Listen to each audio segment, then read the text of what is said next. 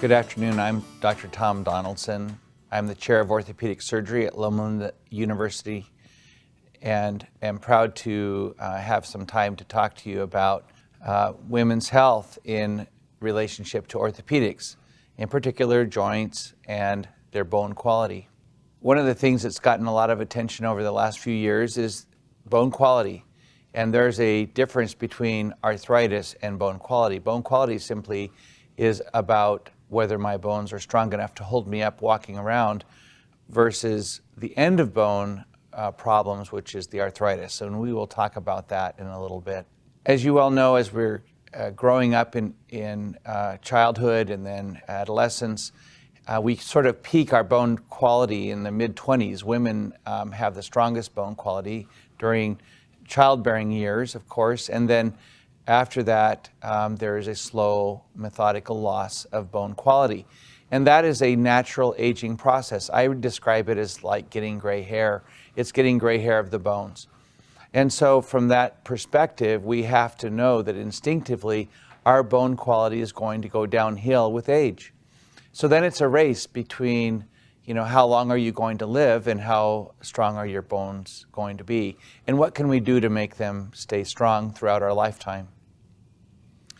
When you talk about bone quality, are my bones strong? And if we look at the interlacing of the bone, this is an actual picture of the trabecular pattern in bone. And you can see on your right-hand side, that's a really strong, healthy, dense bone. And on the opposite picture, that is a very lacy, scant, thin, if you will, bone, and not very strong. The one on the right is going to have strong, tends to bounce off the ground when you fall down, and on the left is going to break when you fall down. Consequences of compression fractures, as you well know, everyone has a grandmother or a great-grandmother in their life, and they've known that they've gotten shorter as time has gone on. That's not always a spine fracture or a compression fracture. It also has to do with disc space collapse as we get older too. As we walk, we're always standing upright. That's vertical pressure on our discs, and those get compressed in life. And so it is not all about a spine fracture, but disc collapse as well. You can't really prevent that. I think the alternative would be to walk around on all fours, and we don't do a very good job of doing that. So when you look at the overall bone quality and prevention of compression fractures, which allows that curve in the back, as you see on that third person with the curved hump back, that is all preventable if we take care of our bones. Osteoporosis is not a small problem. 40% of 50-year-old women have some form of osteoporosis, enough to have had what we call a fragility fracture, an osteoporotic-related fracture. If you break your hip and you have been hospitalized, there's a 24% chance that you might even pass away that same year. And so it is something you want to try to avoid if possible. Over half of our hip fractures tend to have to use a walker or some assistive device, or actually may never break away from that because they're concerned over I'm going to fall again, or that anxiety of falling. So it has a tremendous impact on our activity and what we do and how we are as human beings. And then once again, over 65,000 Americans die every year from complications from some form of a hip fracture. So this is no small problem. It affects all of us, and we have to be more than aware of that. How can you prevent it? There are calcium, 1,500 milligrams a day. That's 3 calcium tablets typically. I like the gel caps, which are sort of liquid form, so that you tend to digest those better. Some of the solid calcium tablets end up kind of going through you and never get absorbed. So we like the gel caps. Vitamin D is a very, very important thing. Recently with COVID, we also know how much vitamin D affects our immunity as well. And so 600 international units of vitamin D are very important as well. And that's a daily ingestion that we should do. And that's bone health quality. And that's trying to prevent that slow loss, or slow the slow loss, if you will, of your bone quality. And then finally, if your osteoporosis is bad enough, you're going to need to have some type of medication that actually gives you some benefit, such as Fosamax or Boniva, which many have heard of. That medication, though, is fairly strongly controlled today, and we would require a bone density study. With Medicare guidelines, you can have a bone density every 2 years, and that's going to be monitoring your overall quality and making sure that you're staying as flatline is decreasing very, very slowly over time, and also identify if you really are at a high risk for a fracture. I'd like to change gears now to the topic of osteoarthritis. So the big difference of what I just talked about was that bone density and osteoporosis is about how strong your bone is. Osteoarthritis affects the end of bone, that pearly white cartilage that you see when you are having a piece of chicken, for example, and you see that. That's normal hyaline cartilage. Presumably the chicken didn't have osteoarthritis. And it's very prevalent. It affects most of us as we get older in life. And it takes a lot of resources, people having to use walkers and wheelchairs and assistive devices. The overall treatment of osteoarthritis is very costly, as you well know, because it involves surgery sometimes. It involves having to help that person. Sometimes you fall down because the knee is so painful, and then you might even break something. And of course, there are other issues that it makes a person stay at home and become non-functional in our society, and that makes you feel not very good about yourself. We are a very engaging people, and we like to engage with other people, and that's going to make us live longer. So treating osteoarthritis is a very important feature. I just want to show you a nice case. This patient is standing up. This is an x-ray of a knee, 2 knees actually, and we can see the joint line pointed out here. And on the left side there, you can see that joint is a little bit narrowed compared to the right. These are an x-ray of the kneecaps, and you can see we call this a sunrise view. The kneecap is coming, as the sun rises, it's coming up over the top of the femur, and those are normal kneecap grooves. And that's the side view of the knee as well. And so when we take x-rays of a person's knee, we're looking for arthritis, and this patient doesn't have very severe arthritis. This is sort of a diagram of a normal knee, and you can see the articular cartilage. You can see the ligaments, the cruciate ligaments in the middle, the collateral ligaments on the side, and in particular, these 2 circular cartilages called the meniscus. In the old days, we called them semilunars, and these are the cartilages that can be torn and cause some knee pain in addition to simply having arthritis. That gap on the x-ray between the bones is held up because of the hyaline cartilage. When you look at an arthritic knee, for example, that hyaline cartilage is damaged, and you can see actual divots. I always describe it as somebody comes through with a 9-iron and actually takes chunks of cartilage out of the end of the bone. Why does that happen is the magical question that still hasn't been answered. We're still searching for that one injection, for example, that can stop all of this. And so far, a person's heredity or past injury is more powerful than any shot that we can give. So we haven't been able to stop it with simply a shot. In any case, when a knee becomes arthritic like this, then we have to talk about the surgical options for treatment. So what are some things that contribute to the development of osteoarthritis?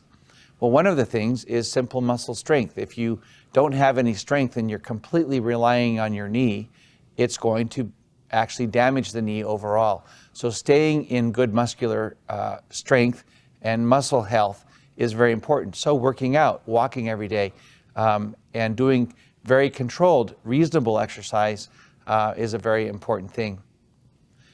We're coming to understand that obesity is truly a bad thing for joint replacement, for joint arthritis.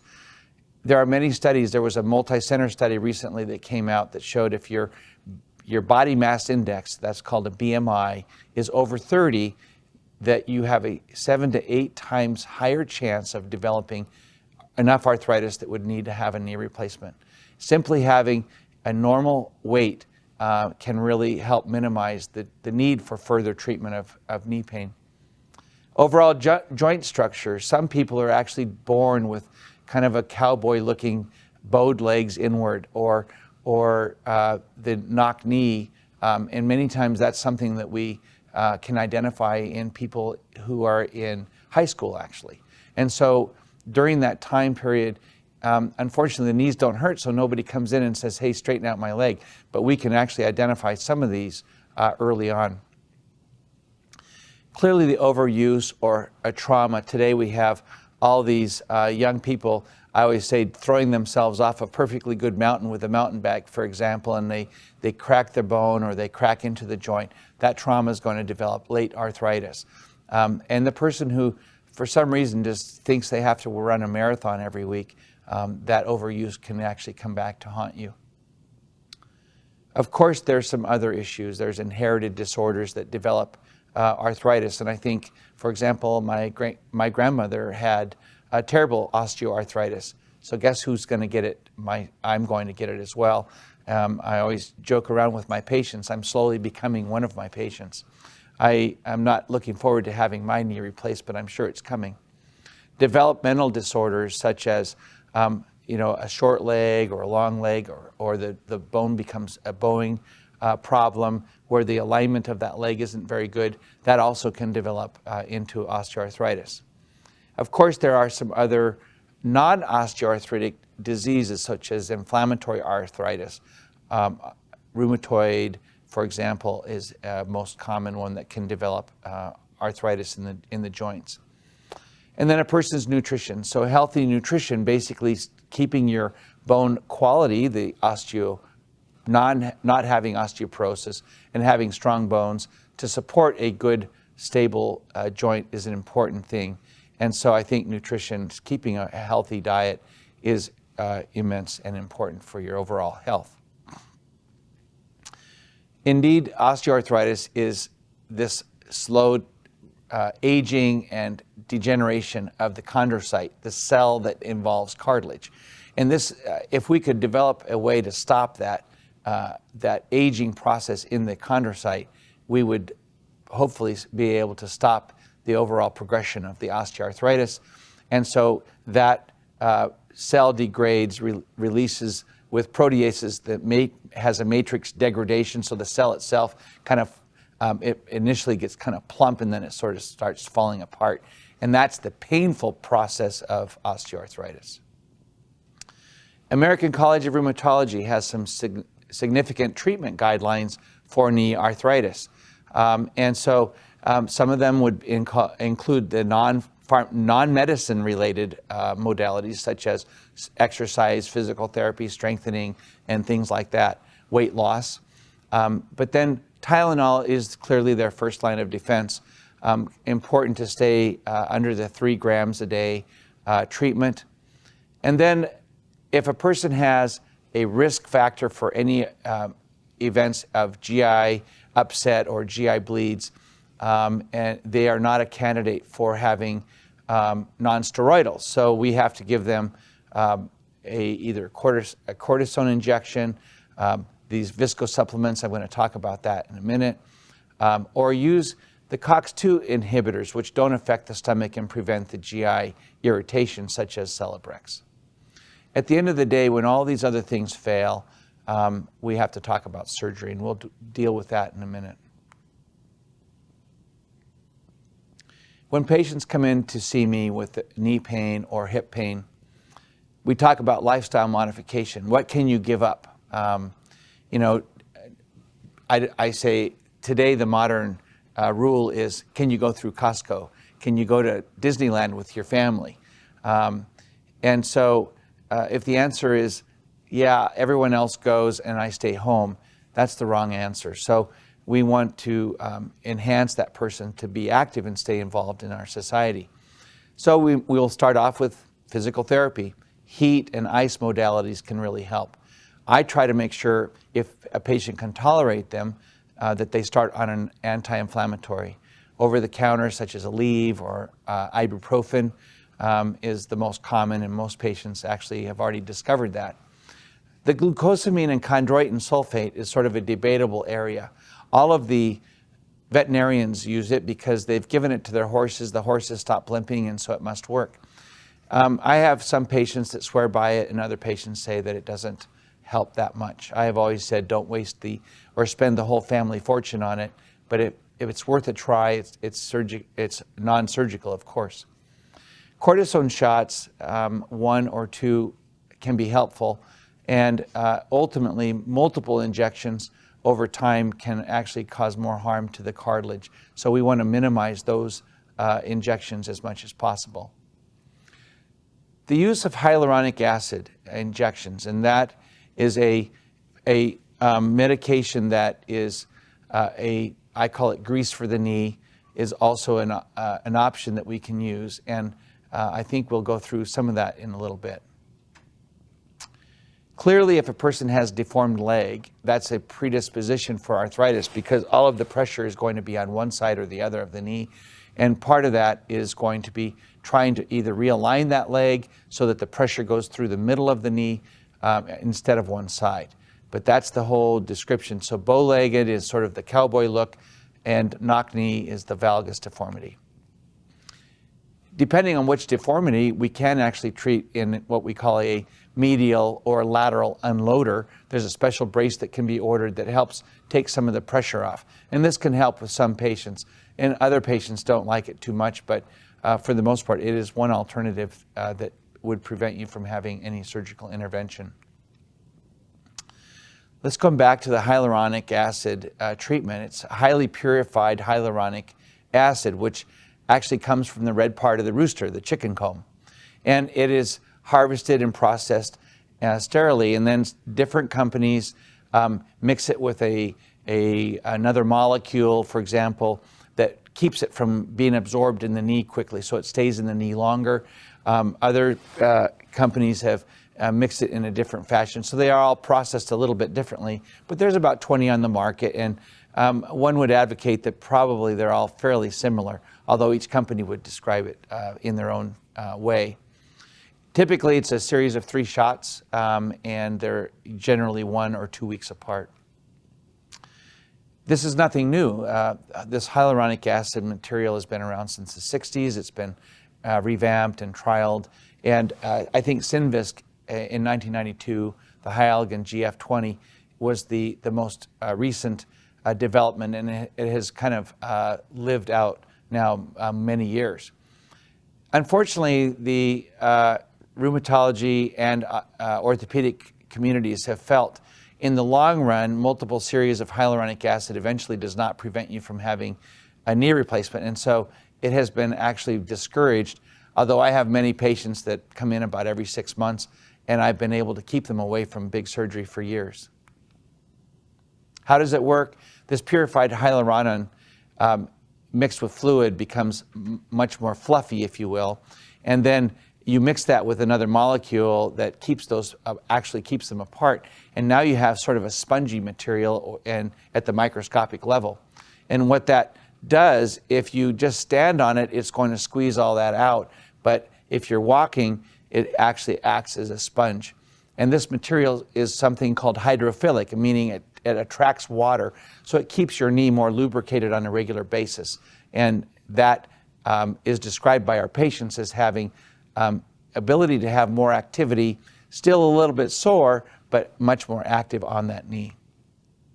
And this is sort of a description of the different thicknesses, if you will, of the different kinds. And my job isn't to market one over another, but I can tell you that the more greasy and slippery it is, the better for you. Once again, the normal joint fluid is the lower bar, that 500,000 at the bottom, and at the top, that's the molecular weight of the hyaluronic acid marketed by SYNVISC, and somewhere in between there, you're going to get maximum benefit. So we're trying to create a scenario of having more grease for the knee. Some patients really want this, some insurance companies don't cover it, so it's kind of a debated area today. Well, what about the patient that comes in with joint line pain but has a normal x-ray? They have stiffness, swelling, maybe tenderness along the joint, their knee swells up, and they describe a catching or clicking when they range or walk. Even sometimes when you get out of bed, you have to wiggle your knee around so that you can actually start moving it. And this is what would be described as having a meniscus tear. And that's that circular cartilage between the two bones in the knee. Sometimes squatting down, you'll mimic that click or pop. And if it's happening on a regular basis, typically we like to talk about getting that fixed. Here's some graphic description. Remember, the meniscus, the medial meniscus or lateral meniscus, can be torn, and different patterns can evolve, where you have a flap tear, a bucket handle tear, transverse tear, and each one of them can be dealt with arthroscopically, and we can improve then the overall performance of that knee and decrease the knee pain. So it's worth listening to your knee if it's clicking and catching or popping. So when the deformity of the knee is more pronounced, if it's a young person, we like to talk about correcting the alignment of the leg, not replacement of that joint. Consequently, we talk about either a distal femoral osteotomy or a high tibial osteotomy, which can then put that leg straight again. So you can see on the graphic there, that knee is bow-legged, turning towards the inside, and the other leg is more natural or straight. So if we, focusing in tightly on that graphic, you can see we take a wedge and build up, or take that wedge out, that green area out of the bone. It's going to basically realign that leg so that the pressure now is not just on the inside of the knee, but more on the outside as well. And so that's going to give the pressure equally on both sides of the knee, and that joint will have less pain, and your patient's going to start walking better. And that's sort of what it looks like, and that's typically fixed with a couple of staples on the outside. This is meant really for younger patients, people that are active and don't want to have a joint replacement yet. And it is clearly an alternative that is an option for us today. So what about management of surgically? Well, if only one part of the knee is abnormal, the inside or the outside, we can talk about just replacing that, and that's called a unicompartmental replacement. So why would we talk about doing a partial knee replacement? Well, that allows the knee to behave much more naturally. So both anterior and posterior cruciate ligaments are maintained, as well as the collateral ligaments.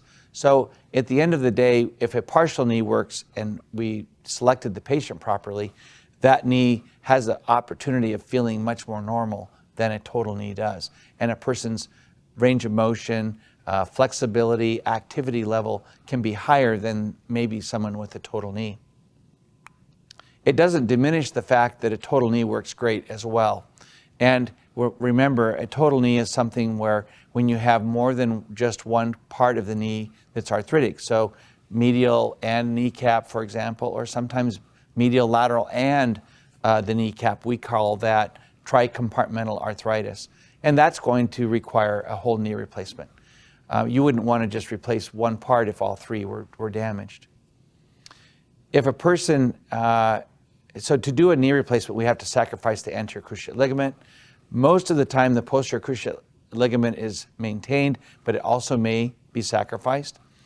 And look, knee replacements today are amazing. They are surviving. The plastic is wearing out maybe 30 years. I have patients of my own that are sadly coming back at 20 years with other problems, not knee replacement failure. That's in stark contrast to when I started.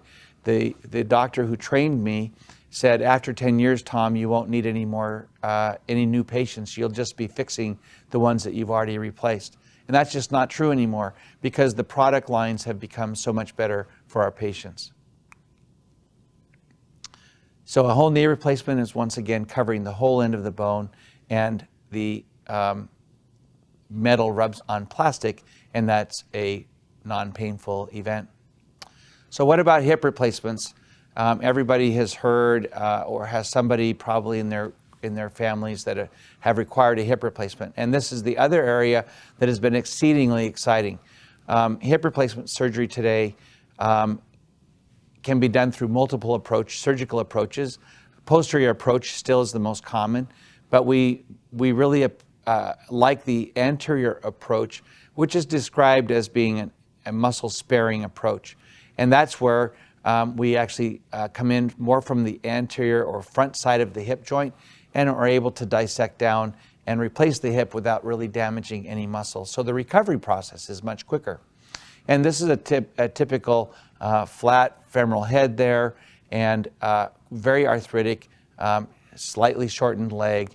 And we have to come in and replace that then with a socket, polyethylene plastic liner and head. This is an old metal on metal hip, and this is a now historical event because we now know metal on metal hips have not worked out quite as well. The plastic liner in hip replacements today, we believe, are going to go 40 years. And so now when I look at my patients that historically we thought were too young for the surgery, now we think are just about right. And so once again, when I started in joint replacement and talking about their ideal age, we said 65 because most people didn't live to be 72. Nowadays, people live into their 90s. So 40 years, so if you're 50 years old, maybe between 50 and 90 years old, you're going to need a revision of that hip. But most likely that hip that we do on you today with the ceramic on polyethylene is going to last you the lifetime. So listen to your body. If your joints are talking to you, have them checked out either by your primary care physician or by an orthopedic surgeon, because sometimes if we do some minor operation such as a knee arthroscopy or a hip arthroscopy, we can prevent the need for a joint replacement. Just the right medication also can help you as far as just decreasing the inflammation in that joint, where somebody may have a sore knee, but it doesn't need surgery yet, just needs to have a little attention. And remember, stay active and stay fit, and your joints are going to last longer than you ever thought. Thank you.